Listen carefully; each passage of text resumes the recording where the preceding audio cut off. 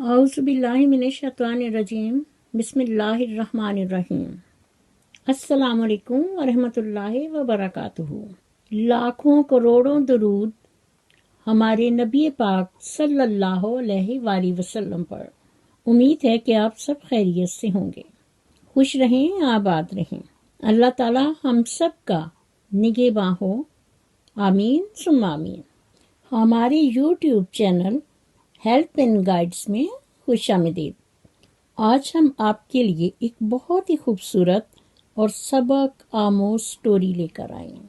تو ناظرین، میری آپ سے گزارش ہے کہ ہمارے چینل کو سبسکرائب کیجئے اور ساتھ ہی بیل آئیکن کے بٹن کو ضرور پریس کیجئے تاکہ میری آنے والی ویڈیو کا نوٹیفیکیشن آپ کو بر وقت مل سکے، اور کمنٹ باکس میں اپنی قیمتی رائے کا اظہار ضرور کیجئے۔ شکریہ۔ ویڈیو کو شروع سے آخر تک دیکھیے۔ امید ہے کہ آج کی ہماری یہ سٹوری آپ کو بہت پسند آئے گی انشاءاللہ۔ تو آئیے سنیے۔ سٹوری کچھ یوں ہے۔ ایک دفعہ کا ذکر ہے کہ ایک بادشاہ کے دربار میں ایک اجنبی آدمی حاضر ہوا اور بادشاہ سے عرض کیا کہ بادشاہ سلامت، مجھے نوکری چاہیے۔ جس پر بادشاہ نے اس کی ایجوکیشن اور قابلیت دریافت کی، جس پر اس آدمی نے کہا کہ وہ ایک سیاسی آدمی ہے۔ عربی میں سیاسی کا مطلب ہے کہ معاملہ فہم، یعنی افہام و تفہیم سے مسئلے کا حل نکالنے والا۔ معزز ناظرین، بادشاہ کے پاس تو پہلے ہی سیاست دانوں کی لمبی قطار تھی، لیکن اتفاق سے اس کے استبل کا رکھوالا فوت ہو چکا تھا۔ چنانچہ بادشاہ سلامت نے اسے اپنے خاص استبل کا رکھوالا بنا لیا۔ کچھ دن گزرنے کے بعد بادشاہ نے اس آدمی کو اپنے دربار میں بلایا اور اپنے سب سے زیادہ عزیز گھوڑے کے بارے میں دریافت کیا۔ تو اس آدمی نے کہا کہ یہ گھوڑا نسلی نہیں ہے، لیکن بادشاہ نے تو وہ گھوڑا بہت مہنگا خریدا تھا، جس کی وجہ سے بادشاہ بہت پریشان ہوا اور اس نے حکم صادر کیا کہ اس آدمی کو بلاؤ جس سے میں نے یہ گھوڑا خریدا ہے، کیونکہ وہ آدمی جنگل میں گھوڑے صدار کر فروخت کرتا تھا۔ جب وہ آدمی بادشاہ کے دربار میں حاضر ہوا تو بادشاہ سلامت نے اس آدمی سے دریافت کیا کہ تم نے مجھے یہ گھوڑا خالص اور نسلی کہہ کر فروخت کیا تھا، لیکن آج مجھے معلوم ہوا ہے کہ یہ گھوڑا نسلی نہیں ہے۔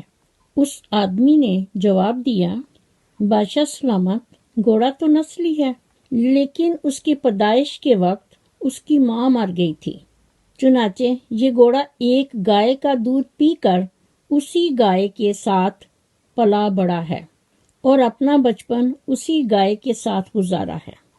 جس پر بادشاہ کو تسلی ہوئی اور وہ آدمی واپس چلا گیا۔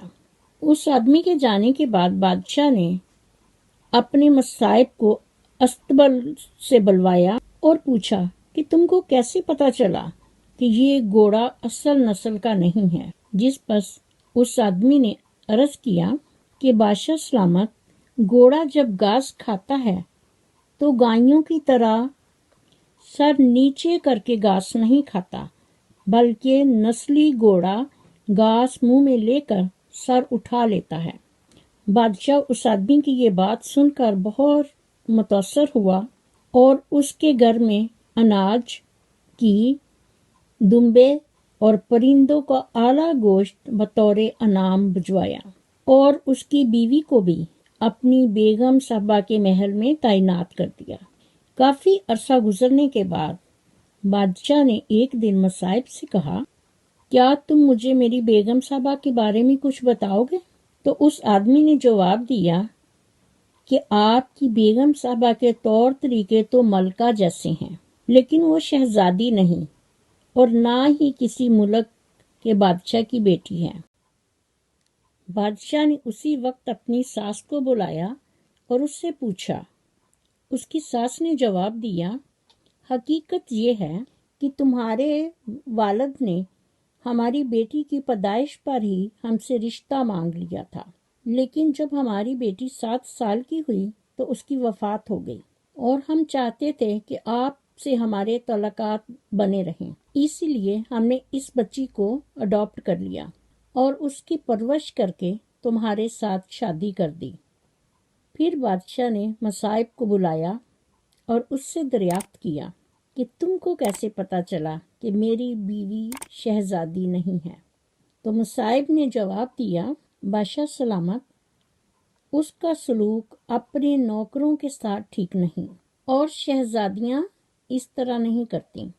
معزز ناظرین، بادشاہ اس دفعہ بھی اس کی سمجھداری اور عقل مندی سے بہت متاثر ہوا اور اسے بہت سا اناج، بھیڑ بکریاں بطور انعام دیں، اور بادشاہ نے اسے دربار میں اپنے ساتھ بلا لیا کیونکہ بادشاہ اس پر کافی ڈیپینڈ کرنے لگا تھا۔ حسب معمول کچھ دن گزرنے کے بعد بادشاہ نے مصائب سے پوچھا کہ میرے بارے میں تمہارا کیا خیال ہے، مجھے کچھ بتاؤ۔